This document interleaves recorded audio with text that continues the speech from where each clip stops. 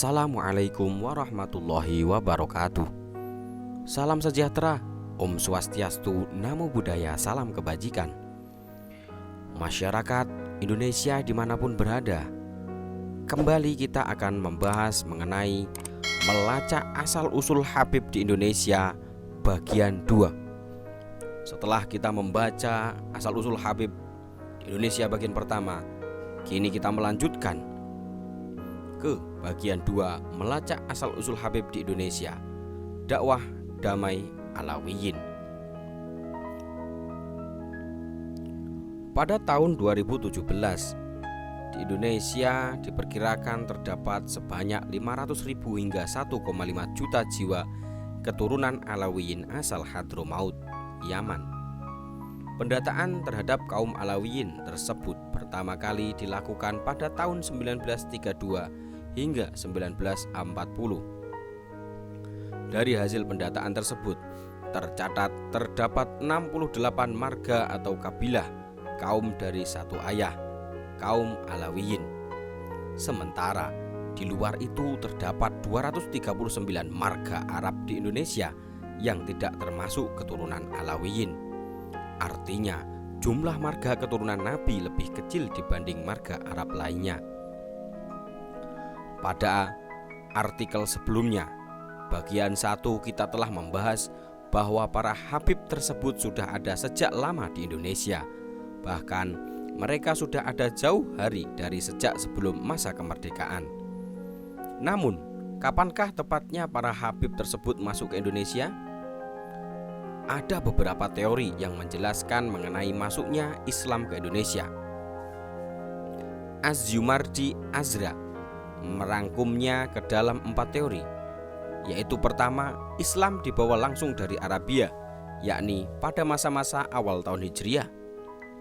Kedua, Islam diperkenalkan oleh para guru dan penyair profesional, yakni mereka yang memang khusus bermaksud menyebarkan Islam. Ketiga, yang mula-mula masuk Islam adalah para penguasa. Dan keempat, kebanyakan para penyebar Islam profesional ini datang ke Nusantara pada abad ke-12 dan ke-13. Mungkin benar bahwa Islam sudah diperkenalkan keadaan di Nusantara pada abad-abad pertama Hijriah. Tapi hanyalah setelah abad ke-12 pengaruh Islam kelihatan lebih nyata. Oleh karena itu, proses Islamisasi tampaknya mengalami akselerasi antara abad ke-12 dan ke-16. Dari 4 teori tersebut, pada bagian manakah para Habib masuk ke Indonesia? Tahap pertama kedatangan para Habib dijelaskan oleh 2 Habib terkemuka, yaitu Sayyid Alwi bin Thohir Al-Haddad dan Sayyid Muhammad Naqib Al-Atas, dan diamini oleh Haji Abu Bakar Aceh. Mereka mengemukakan bahwa para pembawa Islam kali pertama adalah para Habib pedagang dari Hadramaut. Aceh merupakan daerah pertama perlabuhannya para Habaib tersebut. Bukti dari kehadiran para Habib tersebut dapat dilacak dari keberadaan kuburan kaum Hadromi di Aceh. Tahap pertama proses Islamisasi Nusantara oleh para Habib terjadi pada abad-abad pertama Hijriah. Mengingat jauhnya jarak dari tempat turunnya wahyu dan keterbatasan teknologi transportasi, keberhasilannya masih terbatas pada wilayah-wilayah tertentu yang amat terbatas dan belum lagi mampu mencapai wilayah-wilayah lain di seluruh penjuru negeri. Pada tahapan kedua, Musa Kazim menjelaskan bahwa para Habib Alawiyin keturunan Ali dan Fatimah binti Rasulullah datang pada abad ke-14 Masehi. Pada periode ini, dakwah Islam berkembang sedemikian rupa sehingga dapat tersebar di seluruh penjuru Nusantara, bahkan di Asia Tenggara. Perkembangan tersebut mencapai puncaknya pada abad ke-15 hingga abad ke-17 Masehi. Dakwah damai Alawiyin.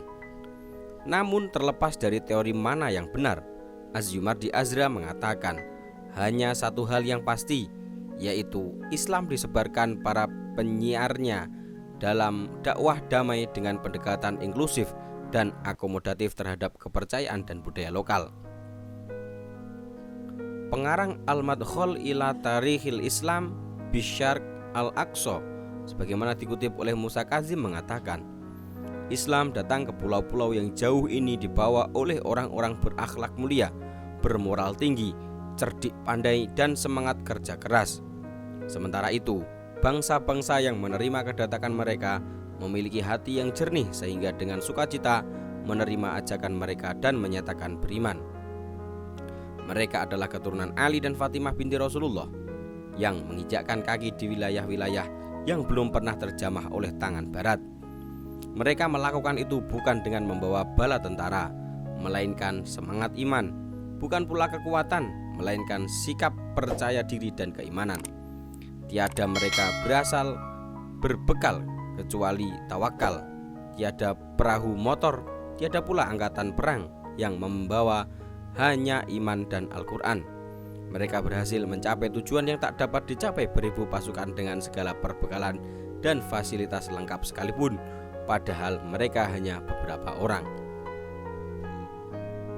Bila ditarik lebih ke belakang lagi, tokoh besar Alawiyin, Muhammad bin Ali, atau juga dikenal dengan sebutan Al-Faqih Muqaddam, tokoh yang menjadi peletak dasar-dasar tasawuf kaum Alawiyin secara demonstratif, pernah melakukan upacara pematahan pedang.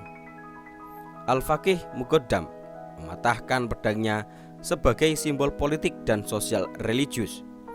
Ahli sejarah Alawiyin Sayyid Muhammad bin Ahmad al-Syatiri mengupasnya dalam kitab Adwar al-Tarikh al-Hadrami. Sebagaimana dikutip oleh Musa Kazim mengatakan, di masa Al-Faqih al-Muqaddam dan sebelumnya, para penguasa di Hadramaut menyoroti gerak-gerak Alawiyin karena mereka selalu mendapatkan tempat di hati rakyat.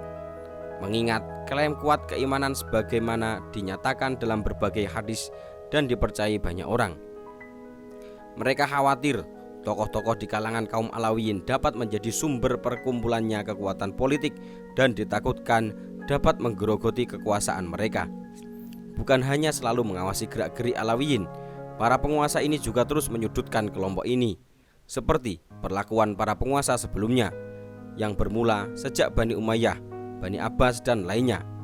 Inilah juga yang mengakibatkan Ahmad bin Isa hijrah ke Hadramaut untuk pertama kalinya. Alasan yang sama telah membuat kakeknya Sohaib Mirbat Muhammad bin Ali hijrah dari daerahnya. Juga kematian pamannya Alwi yang dipercayai diracun oleh Al-Khatani, penguasa Tarim saat itu. Maka pematahan pedang harus dilihat sebagai simbol peletakan senjata yang berarti kesediaan untuk menempuh cara-cara damai dalam berdakwah dan kemasyarakatan. Penekanan pada tasawuf dan metode dakwah secara damai inilah yang kemudian secara umum mewarnai acara turun-temurun mazhab kaum Alawiyin dimanapun mereka berada sampai pada masa sekarang ini.